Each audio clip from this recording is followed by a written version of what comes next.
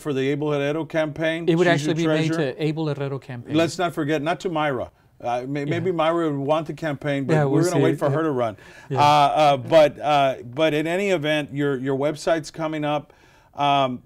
Okay, I mean, you know, all right. So you said some really hard-hitting things. I mean, you've thrown the first punch, man. It's the truth, It's Joe. the truth. My thing is that we talk about an individual's voting record. Let me say this, Joe, though. We lost the election, and I will be the first to acknowledge that. Because you and 95% of the Democrats. Well, it was a landslide. Yeah. But let me say this: I'm not going to shy away from the fact that we did not garner the majority of the votes. How that was done, you know, I'll let you to speculate as to that. But yes, there was a lot of money that was thrown in the times that she has run against me as an opponent. They have spent $1 million. They've spent $700,000, and I can already expect that they will surpass the $1 million mark in this election, because you have to look at the priorities of that elected official, and I can prove to you that, you know, over the campaign, that you will see that my opponent has chosen not to prioritize the issues that the constituency knows are important to them.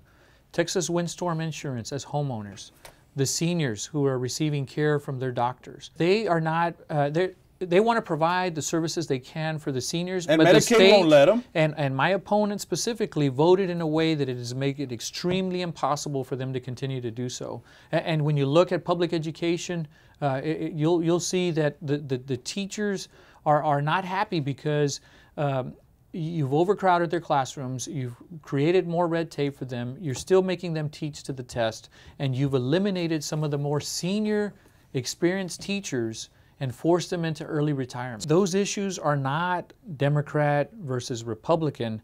The issues are we going to have physicians, doctors being able to treat our seniors?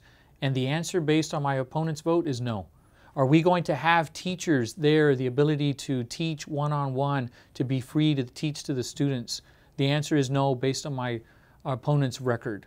And when you look at those priorities, and when you look at the contrast between where I have stood on the priorities of our constituents versus my opponent and her choice of siding with the Republicans against the constituents.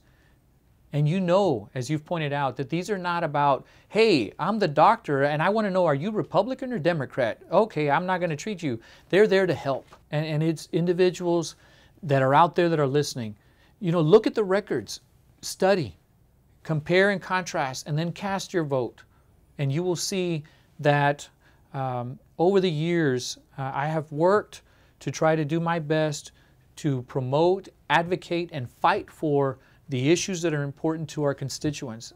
My thing is that I represent the district, and my priority will be for the constituents, not for an entity like a Republican Party or a Democratic Party, but the priorities of our district. But that's why it's important, because, and when you do the studying, Joe, you will realize that when you compare the Republican Party's agenda to the Democratic Party agenda, you will see that the Democrats support public education. The Democrats support the funding of health insurance for everyone, really, for that matter, but especially for seniors that have earned the ability, for our veterans, for example, for our school teachers. When you look at just the voting record of the Republicans this last legislative session, they're against all that. They're against all of our public teachers. They're against our doctors. They're against our seniors. Let me ask you this. Let me ask you this then. Okay, since we have a supermajority, you get in there, right? Okay, how are you going to make a difference then? A lot of people will say if 200 counties are against us, and there's maybe 50 or less counties that are still, you know, for the seniors, for the homeowner, for, you know, and not this Republican super agenda. How can you make a difference? How can one guy up there, one man, make a difference? Because I'm one of 150 members that can vote, Joe.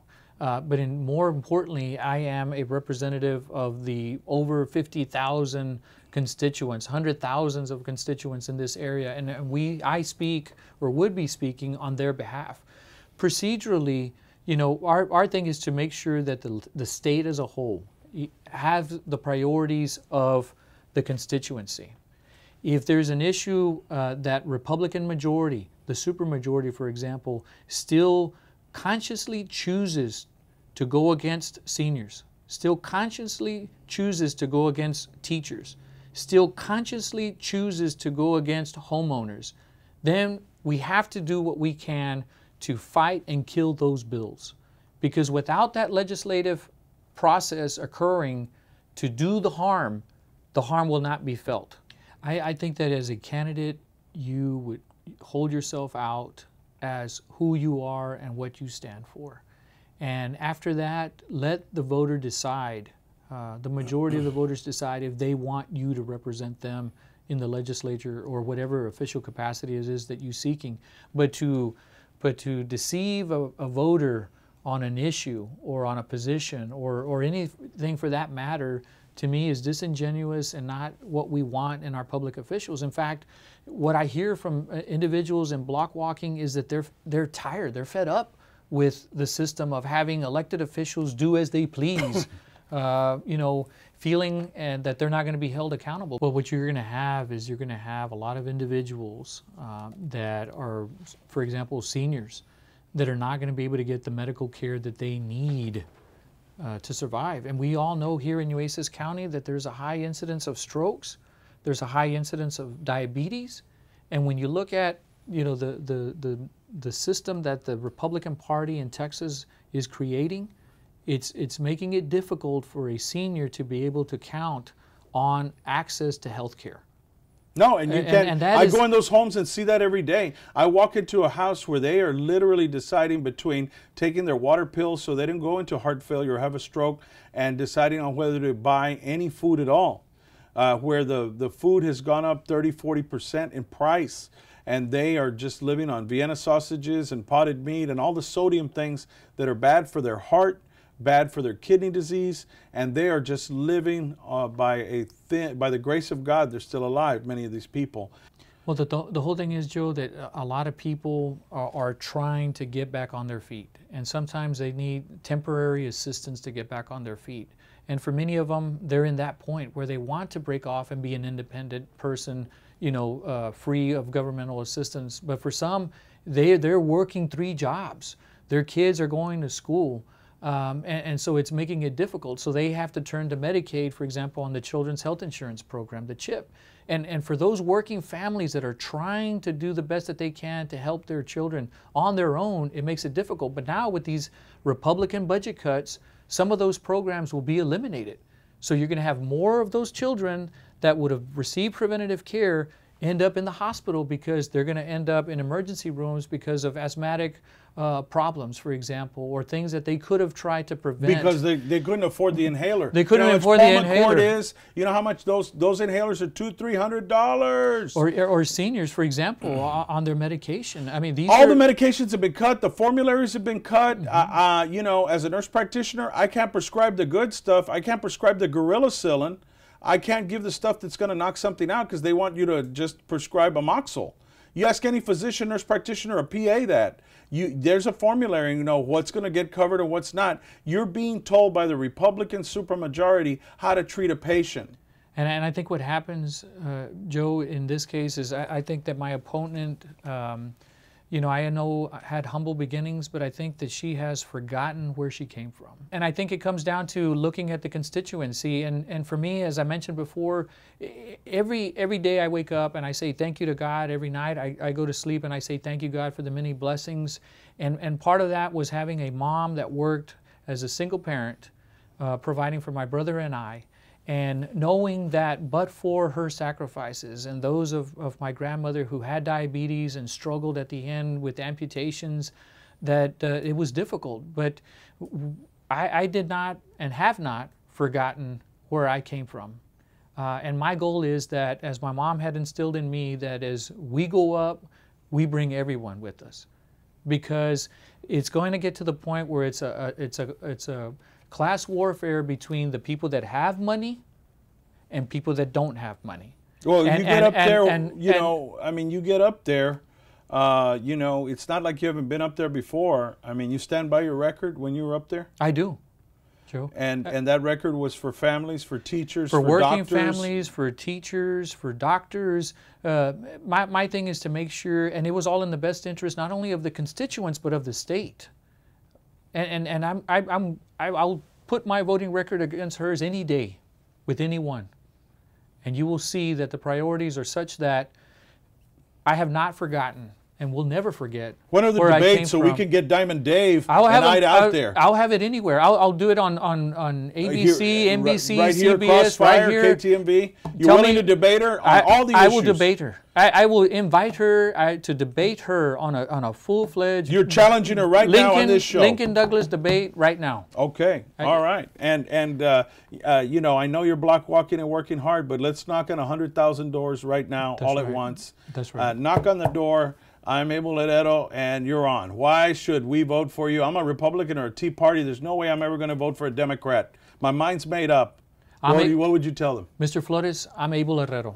I'm a candidate for state representative, and I'm here to introduce myself and to let you know that I'm seeking the office of state representative for District 34. I ask for your vote because I understand and recognize and know issues that are important to this district. I know that education is extremely important.